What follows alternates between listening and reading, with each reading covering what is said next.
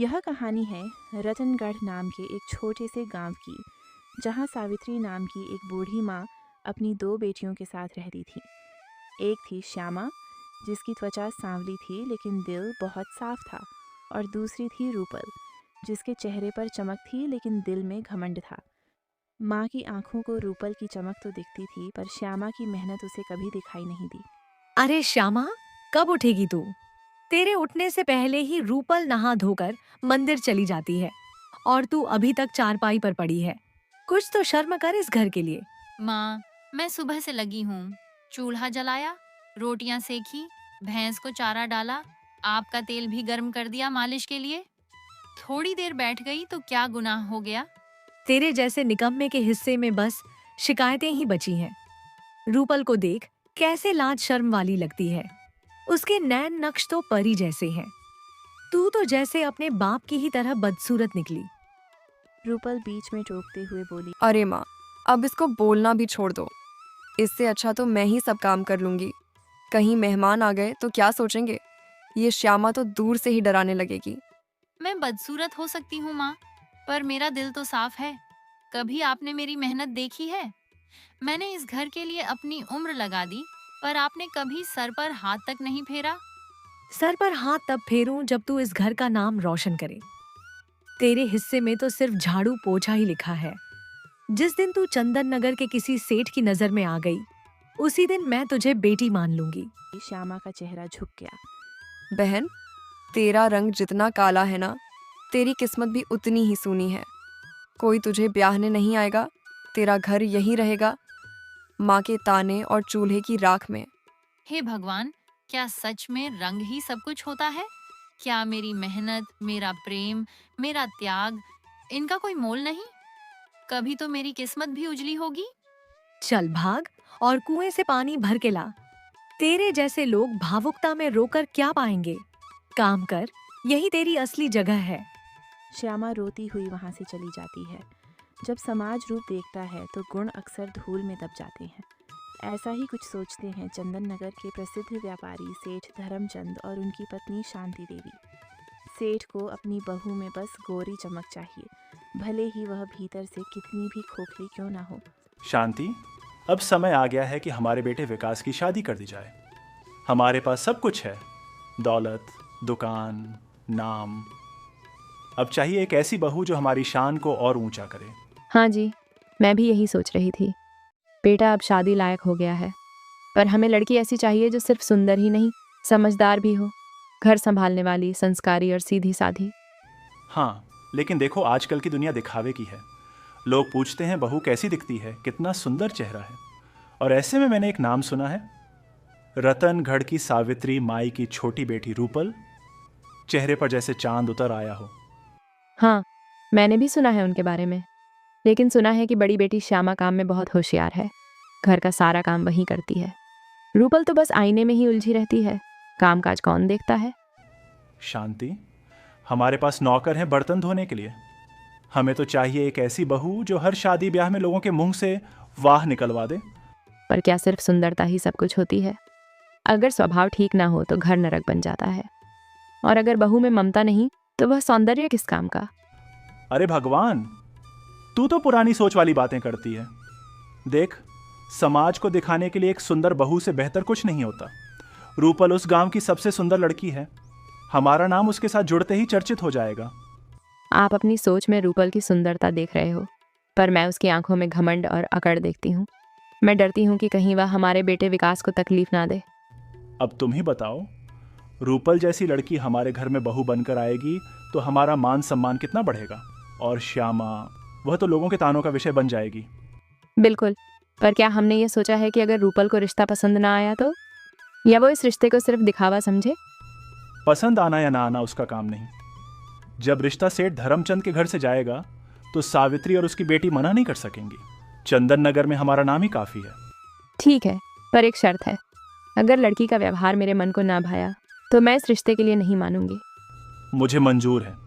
कल ही चलते हैं उनके घर रिश्ता लेकर, और देखेंगे कैसे उनका सिर गर्व से ऊंचा होता है। जिस दरवाजे पर कभी उम्मीद ने दस्तक नहीं दी थी, आज वहीं रिश्ते का पैगाम आया। सेठ धर्मचंद और सेठानी शांति देवी सावित्री के घर रिश्ते की बात करने पहुंचे। अरे सेठ साहब, आप और शांति बहन जी भी साथ आई हैं।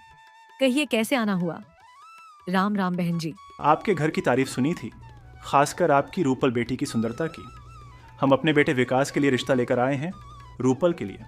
सेठ साहब, आप मजाक तो नहीं कर रहे हैं? इतने बड़े घर से रिश्ता मेरी बेटी के लिए? नहीं बहन जी, हम मजाक नहीं करते। आपकी बेटी हमारी बहू बने, इससे बड़ी बात क्या हो सकती है? रूपल अंदर से आई। माँ क्या हो रहा है? अरे सेठ जी, सेठानी जी, आप लोग। बेटी यह रिश्ता लाए हैं तेरे लिए। देखा, मैंने कहा था ना, तू ही हमारे घर की किस्मत है। बिटिया, हमारे बेटे को ऐसी ही संस्कारी और सुंदर लड़की की तलाश थी। अब अगर आप सब राजी हैं तो हम जल्दी ही सगाई करना चाहेंगे। हाँ हाँ, क्यों नहीं। ऐसा घर अगर मेरे लिए आए तो किस्मत खुद कदमों में बैठ जाए। सेठ जी, मुझे यकीन ही नहीं हो रहा। इतना बड़ा सौभाग्य। रूपल की शादी अगर आपके घर में होगी तो मेरी गरीबी भी मानो मिट जाएगी। बेचारी श्यामा रसोई घर से यह सब सुन रही थी और सोच रही थी, हर बार मेरी आंखें ही क्यों नम होती हैं? क्या सिर्फ सुंदरता ही रिश्ते के लायक होती है? मेरे हाथों में मेहनत की लकीरें हैं, पर कोई उन्हें नहीं पढ़ता। बहन जी, कल हम फिर आएंगे शगुन और तैयारी लेकर। आप बस बेटी को तैयार रखिए। मैं तो अभी से सोने की चूड़ियाँ, लाल जोड़ा और रथ का सपना देख रही हूँ माँ। अब देखना, मैं इस घर को आसमान बना दूंगी। हाँ बेटी, तू तो देवी है। तेरे कदम ही इस घर की किस्मत खोल देंगे। हम चलते हैं बहन जी, शुभ दिन तय करके खबर भिजवाएंगे। रूपल का रिश्ता पक्का हो गया। वहीं श्यामा की आंखें भीग गईं। मेहमान चले जाते हैं। उनके जाते ही रूपल और सावित्री दोनों खूब खुश हो जाती हैं। बिटिया देख, भगवान ने तुझ पर कैसी कृपा की है। सेठ सेठानी जैसे लोग तुझे अपनी बहू बनाना चाहते हैं। तेरी सुंदरता ने पूरे गांव को रोशन कर दिया। अरे माँ, मैंने कहा था ना, मैं आम नहीं खास हूँ। ऐसी शक्ल देखी है किसी ने? इस गांव में जो देखे बस देखता रह जाए। बेटी, जिस दिन तू पैदा हुई थी मैं समझ गई थी कि यह लड़की हमारे भाग्य को चमकाएगी। और वह श्यामा अब तो पक्का हो गया, उसे तो कोई रिश्ता भी नहीं भेजेगा। उसे तो बस झाड़ू पकड़ा दो और चुप रहने को कहो। हाँ, ठीक कहती है तू। श्यामा तो जन्म से ही बोझ है। जिस दिन तेरी शादी होगी उसी दिन मेरी छाती से एक भारी पत्थर उतर जाएगा। और वहीं दूसरी ओर श्यामा दरवाजे के पीछे खड़ी थी। उसके कानों में हर शब्द तीर की तरह चुभ रहे थे। मेरे हिस्से में तो बस काम है, अपमान है। माँ की एक मुस्कान तक नसीब नहीं होती। क्या सिर्फ रंग ही सब कुछ होता है? क्या एक बेटी की मेहनत कुछ भी नहीं? उस रात रूपल सपनों में खोई रही। सावित्री दौलत को गिनती रही। कुछ वक्त के बाद रूपल की शादी हो जाती है। शादी सिर्फ दो लोगों का नहीं, दो परिवारों का रिश्ता होता है। लेकिन जब रिश्ता सिर्फ चेहरे से जोड़ा जाए तो टूटने में देर नहीं लगती। बेटा विकास, अब तेरी जिंदगी की नई शुरुआत है। रूपल बहुत सुंदर है। अब बस वो इस घर की इज्जत को बढ़ाए, यही उम्मीद है। जी पिताजी, मैं पूरी कोशिश करूंगा उसे समझने और अपनाने की। बिटिया, अब यह घर तेरा है। तू इस घर की बहू है। जैसे लक्ष्मी पैर रखती है वैसी ही तू आई है। देखती हूँ। पहले तो मुझे मेरी पसंद की साड़ी चाहिए, जो सिल्क की बनी होनी चाहिए, वरना मैं कोई काम नहीं करूँगी। साड़ी? तुम आराम कर लो पहले, बाकी बाद में। शादी के दूसरे ही दिन रूपल ने घर का रंग बदलना शुरू कर दिया। न विनम्रता न सेवा, बस हुक्म और ताने। जहाँ सब सोच रहे थे कि बहू पूजा करेगी, वहाँ वह दिन भर बिस्तर पर पड़ी रहती थी। मालकिन, नई बहू तो रसोई में आना भी पसंद नहीं करती। कहती है यह सब मेरे बस का नहीं। हे भगवान, ये लड़की तो बिल्कुल अलग है। ना मुंह मीठा ना व्यवहार। अब समझ नहीं आ रहा क्या करें। एक दिन शांति देवी ने रूपल को समझाने की कोशिश की। रूपल, माँ कह रही थी तुम थोड़ा घर के काम में हाथ बटाओ, कम से कम पूजा की थाली ही बना दो। क्या मैं नौकरानी हूँ तुम्हारी? माँ क्यों नहीं समझती कि मैं कोई गांव की गंवार लड़की नहीं हूँ? मैं आराम करने आई हूँ, सेवा करने नहीं। बेटा, ये तो हमने सोचा भी नहीं था। ये लड़की तो दिन पर दिन घर में अशांति फैला रही है।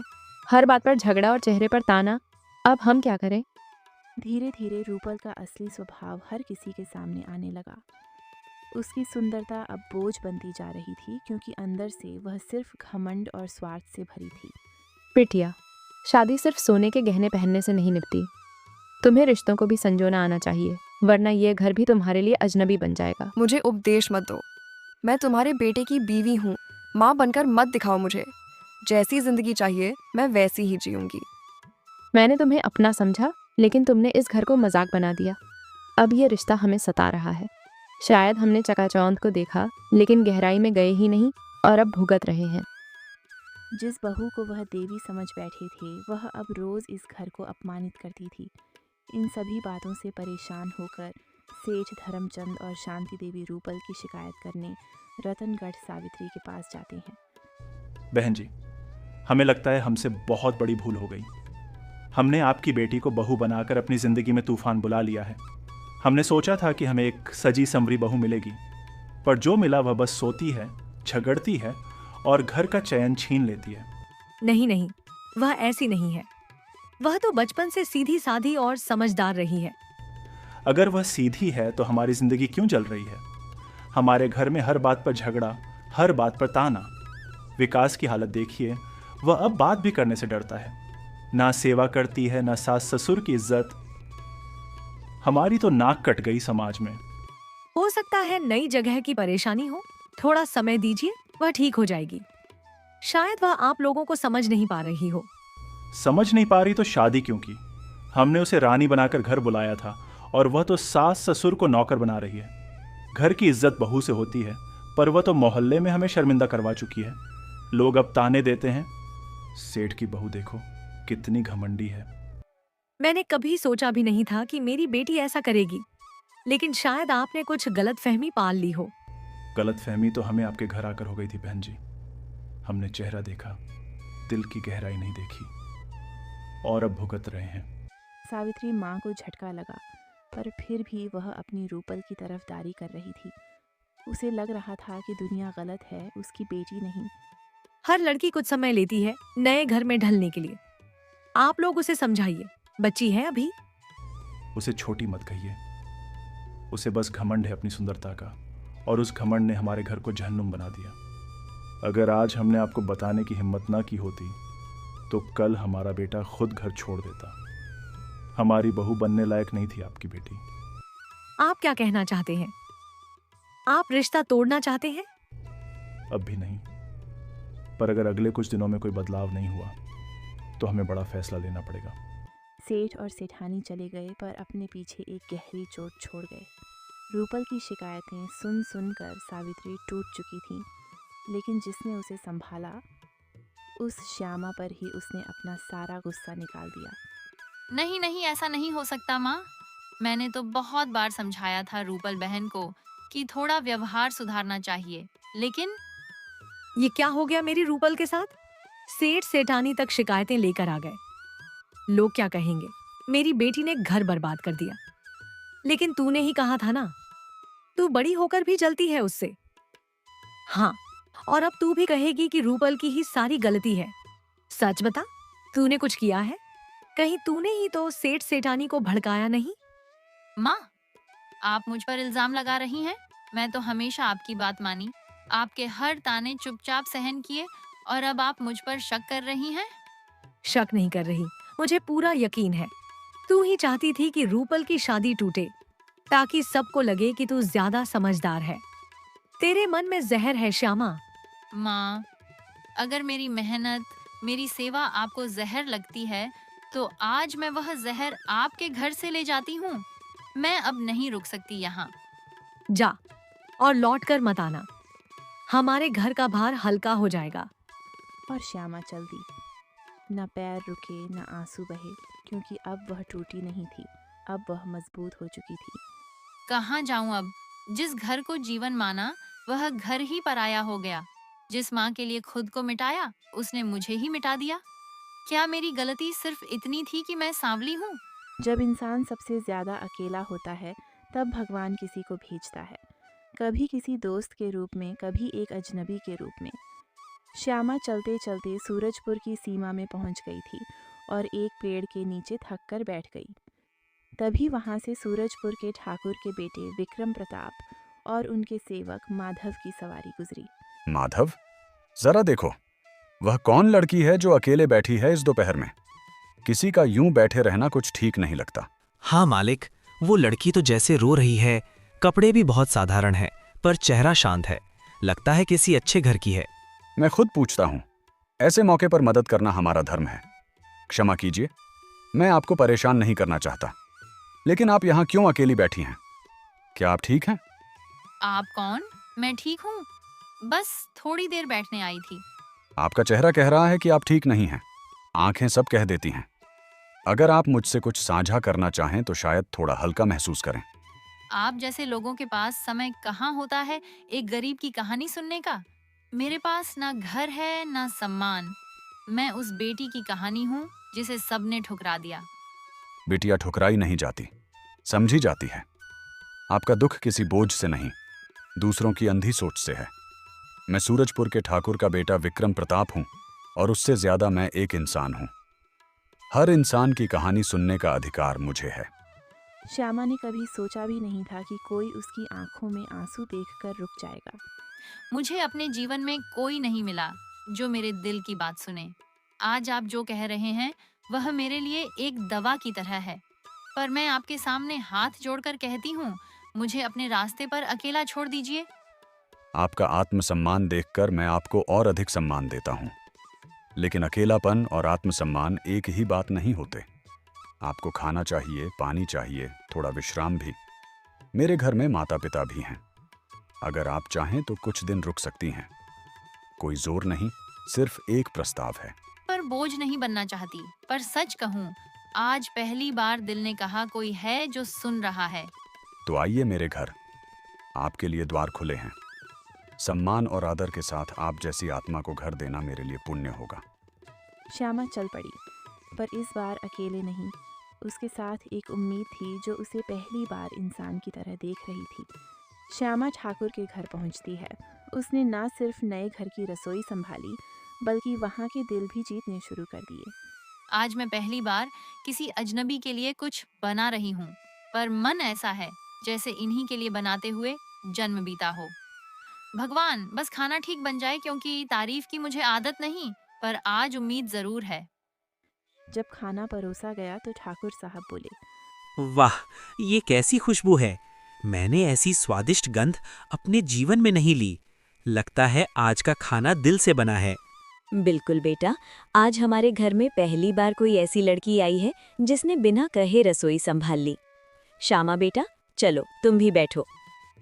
नहीं माँ जी, आप लोग खाइए। मुझे खाना खिलाकर जो संतोष मिलेगा वह किसी स्वाद से ऊपर है। अरे वाह, यह स्वाद तो जैसे रसोई से नहीं किसी साध्वी की तपस्या से आया है। श्यामा, तुमने जो खाना बनाया वह न सिर्फ स्वादिष्ट है, बल्कि आत्मा को छूता है। आपने मेरी तारीफ की, यकीन मानिए आज तक मेरी माँ ने भी यह शब्द नहीं कहे। मैंने तो हमेशा वही सुना, काली है तो काम करना ही तेरा धर्म है। बेटा, रंग भगवान की कला है, लेकिन गुण तुम्हारी साधना है। मैं तुम्हें अतिथि नहीं, इस घर की लक्ष्मी मानती हूँ। श्यामा, क्या तुम जानती हो, तुम जैसी स्त्री अगर किसी घर में हो तो वहां पूजा अपने आप होती है। तुम्हारा चुप रहकर काम करना मेरे लिए सबसे बड़ी पूजा है। और उस रात घर में एक खुशबू फैली, रोटियों से नहीं, नई संवेदनाओं से। श्यामा अब सिर्फ एक अतिथि नहीं थी, अब वह उस घर की इज्जत बन चुकी थी। कभी कभी भगवान कुछ लोगों को तोड़ता है ताकि उन्हें फिर से एक मजबूत रूप में बना सके। कुछ वक्त बीतता है और विक्रम प्रताप को श्यामा की सादगी से प्यार हो जाता है।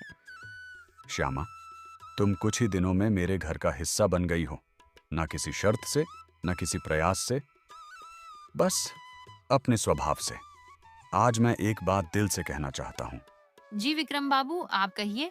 आप जैसे सम्मानित व्यक्ति का आदेश मेरे लिए सिर आंखों पर है। यह आदेश नहीं, एक निवेदन है। क्या तुम मेरे जीवन की संगिनी बनोगी? श्यामा हैरान रह गई। मुझसे, एक साधारण सांवली त्यागी हुई लड़की से, और आप एक ठाकुर के बेटे? आपको ऐसा मजाक करना शोभा नहीं देता।